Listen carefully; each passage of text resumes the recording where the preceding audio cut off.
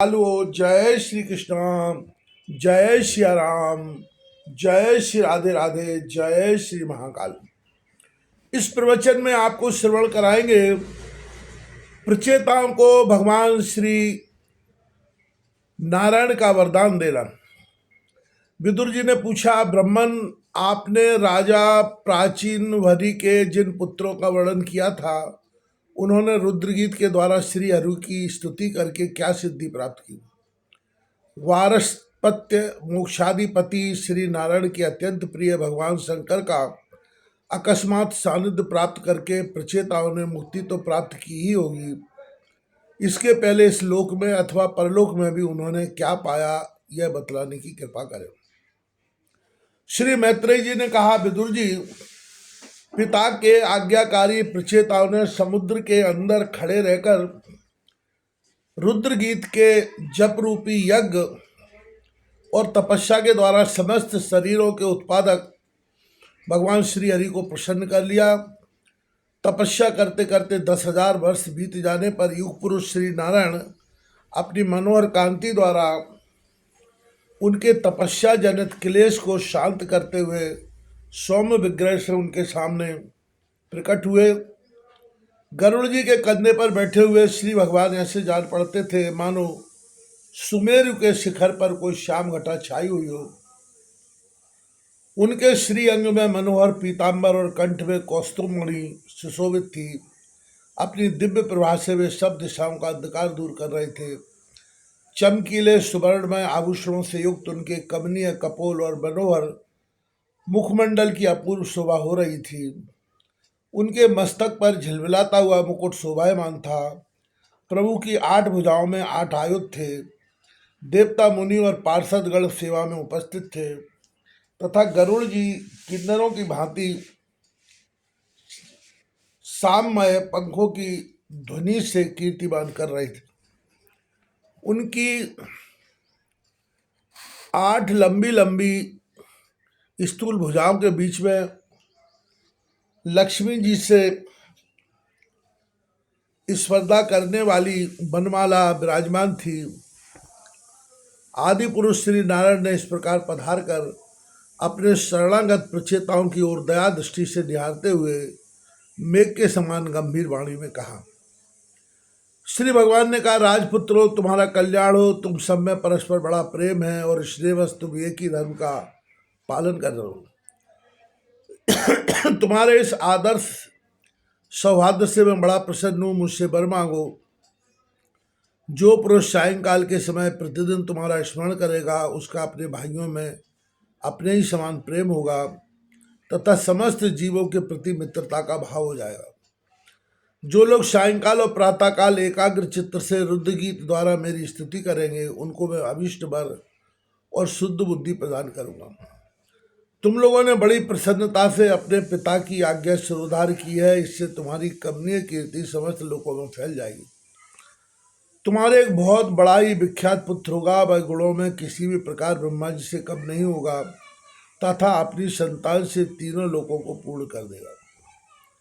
राजकुमारों, कण्व ऋषि के तपोनाश के लिए इंद्र की भेजी हुई प्रमलोचा अप्सरा से एक कमल नयनी कन्या उत्पन्न हुई थी। उसे छोड़कर वह स्वर्ग लोक को चली गई। तब वृक्षों ने उस कन्या को लेकर पाला पोसा। जब वह भूख से व्याकुल होने लगी, तब औषधियों के राजा चंद्रमा ने दयावश उसके मुंह में अपनी अमृत वर्षणी तर्जनी अंगुली दे दी। तुम्हारे पिता आजकल मेरी सेवा भक्ति में लगे हुए हैं।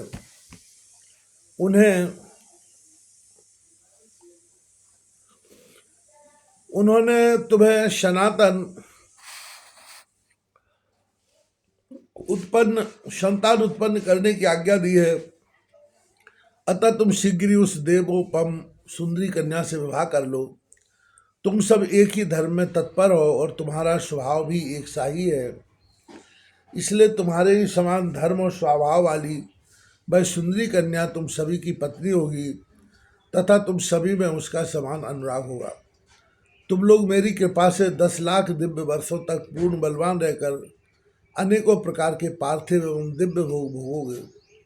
अंत में मेरी अविचल भक्ति से हृदय का समस्त वासना रूप मल दग्ध हो जाने पर तुम इस लोक तथा परलोक के नरक तुल्य भोगों से उपरत होकर मेरे परम धाम को जाओगे। जिन लोगों के कर्म भगवत दर्पण बुद्धि से होते हैं और जिनका सारा समय मेरी कथा वार्ताओं में ही बीतता है, वे गृहस्थाश्रम में रहें तो भी घर उनके बंधन का कारण नहीं होते।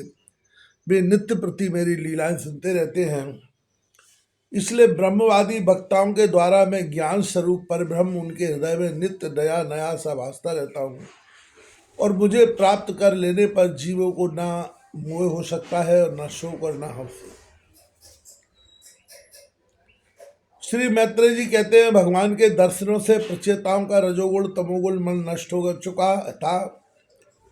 जब उनसे सकल पुरुषार्थों के आश्रय और सबके परम सुहृद श्री हरि ने इस प्रकार कहा, तब वे हाथ जोड़कर गदगद वाणी में कहने लगे। प्रचेताओं ने कहा, प्रभु आप भक्तों के क्लेश दूर करने वाले हैं, हम आपको नमस्कार करते हैं।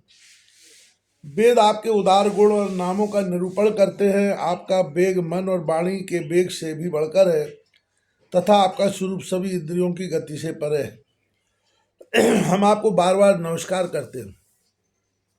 आप अपने स्वरूप में स्थित रहने के कारण नित्य शुद्ध और शांत है।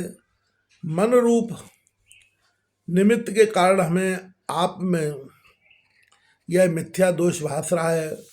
वास्तव में जगत की उत्पत्ति स्थिति और लय के लिए आप माया के गुणों को स्वीकार करके ही ब्रह्मा विष्णु और महादेव रूप धारण करते हैं। हम आपको नमस्कार करते हैं।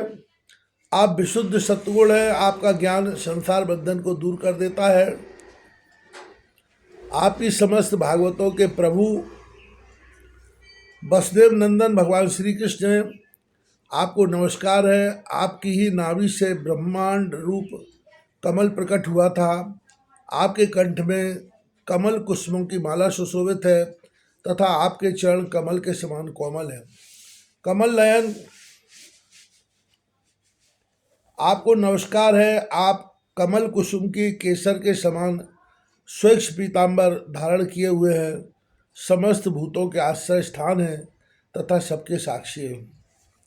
हम आपको नमस्कार करते हैं। भगवान आपका यह स्वरूप संपूर्ण क्लेशों की निवृत्ति करने वाला है। हम अविद्या अस्मिता राग द्वेष आदि क्लेशों से पीड़ितों के सामने आपने इसे प्रकट किया है।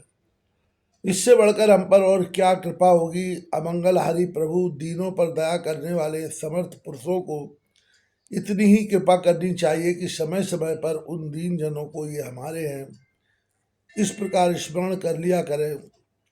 इसी से उनके आश्रितों का चित्त शांत हो जाता है। आप तो क्षुद्र से क्षुद्र प्राणियों के भी अंतःकरणों में अंतर्यामी रूप से विराजमान रहते हैं। फिर आपके उपासक हम लोग जो जो कामनाएं करते हैं, हमारी उन कामनाओं को आप क्यों न जान लेंगे। जगदीश्वर आप मोक्ष का मार्ग दिखाने वाले और स्वयं पुरुषार्थ स्वरूप है।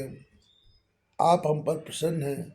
इससे बढ़कर हमें और क्या चाहिए। बस हमारी अभीष्ट वस्तु बर तो आपकी प्रसन्नता ही है। तथापि नाथ हम एक बार आपसे अवश्य मांगते हैं। प्रभु आप प्रकृति आदि से परे है और आपकी विभूतियों का भी कोई अंत नहीं है। इसलिए आप अनंत कहे जाते हैं। यदि भ्रमर को अनायासी कल्प फल मिल जाए तो क्या वह किसी दूसरे वृक्ष का सेवन करेगा। तब आपकी चरण शरण में आकर हम क्या क्या मांगे। हम आपसे केवल यही मांगते हैं कि जब तक आपकी माया से मोहित होकर हम अपने कर्मानुसार संसार में भ्रमते रहें, तब तक जन्म जन्म में हमें आपके प्रेमी भक्तों का संग प्राप्त होता रहे। हम तो भगवत भक्तों के क्षण भर के संग के सामने स्वर्ग मोक्ष को भी कुछ नहीं समझते। फिर मानवीय भोगों की तो बात ही क्या है। भगवत भक्तों के समाज में सदा सर्वदा भगवान की मधुर मधुर कथाएं होती रहती है, जिनके श्रवण मास से भोग तृष्णा शांत हो जाती है। वहाँ प्राणियों में किसी प्रकार का बैर विरोध या उद्वेग नहीं रहता। अच्छे अच्छे कथा प्रसंगों द्वारा निष्काम भाव से सन्यासियों के एकमात्र आशा है साक्षात श्री नारायण देव का बार बार गुणगान होता रहता है। आपके वे भक्तिजन तीर्थों को पवित्र करने के उद्देश्य से पृथ्वी पर पैदल ही विचरते रहते हैं। भला उनका समागम संसार से भयभीत हुए पुरुषों को कैसे रुचि करना होगा। भगवान आपके प्रिय सखा भगवान शंकर के क्षण भर के समागम से ही आज हमें आपका साक्षात दर्शन प्राप्त हुआ है। आप जन्म मरण रूप दुस्साध्य रोग के श्रेष्ठतम वैद्य हैं, अतः अब हमने आपका ही आश्रय लिया है। प्रभु, हमने समाहित चित्त से जो कुछ अध्ययन किया है, निरंतर सेवा शुश्रूषा करके गुरु ब्राह्मण और वृद्ध जनों के को प्रसन्न किया है तथा दोष बुद्धि त्याग कर श्रेष्ठ पुरुष सूर्यगण बंधु वर्ग एवं समस्त प्राणियों की वंदना की है और अन्नादि को त्याग कर दीर्घ काल तक जल में खड़े रहकर तपस्या की है। वह सब आप सर्वव्यापक पुरुषोत्तम के संतोष का कारण हो, यही वर मांगते हैं। स्वामिन, आपकी महिमा पर का पार न पाकर भी स्वयंभु मनु स्वयं ब्रह्मा जी भगवान शंकर तथा तप और ज्ञान से शुद्धिचित हुए अन्य पुरुष निरंतर आपकी स्तुति करते रहते हैं। अतः हम भी अपनी बुद्धि के अनुसार आपका यशोगान करते हैं। आप सर्वत्र समान शुद्ध स्वरूप और परम पुरुष हैं। आप सत्य मूर्ति भगवान वासुदेव को हम नमस्कार करते हैं। श्री मैत्रेय जी कहते हैं, विदुर जी प्रचेताओं के इस प्रकार स्तुति करने पर शरणागत वत्सल श्री भगवान ने प्रसन्न होकर कहा, तथास्तु। अप्रतिहत प्रभाव श्री हरि की मधुर मूर्ति के दर्शनों से सभी प्रचेताओं ने तृप्त हुए थे, इसलिए वे उन्हें जाने देना नहीं चाहते थे। तथापि वे अपने परम धाम को चले गए। इसके पश्चात प्रचेताओं ने समुद्र के जल से बाहर निकलकर देखा कि सारी पृथ्वी को ऊंचे ऊंचे वृक्षों ने ढक दिया है, जो मानो स्वर्ग का मार्ग रोकने के लिए ही इतने बड़े गए थे। यह देखकर वे वृक्ष पर बड़े कुपित हुए। तब उन्होंने पृथ्वी की को वृक्षलता आदि से रहित कर देने के लिए अपने मुख से प्रचंड वायु और अग्नि को छोड़ा।